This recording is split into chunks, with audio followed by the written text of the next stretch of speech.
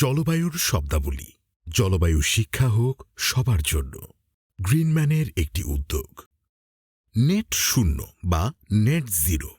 Net zero বা net শূন্য শব্দটি এসেছে নেট কার্বন নিউট্রালিটি থেকে, যার অর্থ নেট কার্বন নিরপেক্ষতা। নেট শূন্য হল গ্রিনহাউস গ্যাস নিঃসরণ এবং তা অপসারণের ভারসাম্য একটি নির্দিষ্ট সময়ের মধ্যে বজায় রাখা।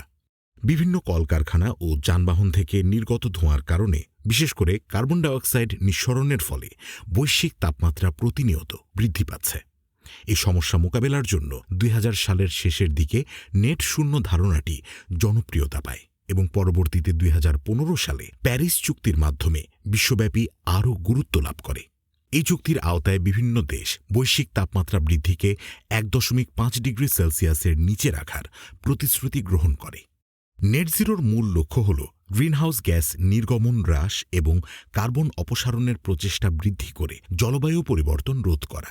এর চূড়ান্ত লক্ষ্য হল ২০৫০ সালের মধ্যে নেট জিরো অর্জন করা এবং আন্তর্জাতিক চুক্তি অনুযায়ী পৃথিবীর জন্য একটি টেকসই ও বাসযোগ্য ভবিষ্যৎ নিশ্চিত করা।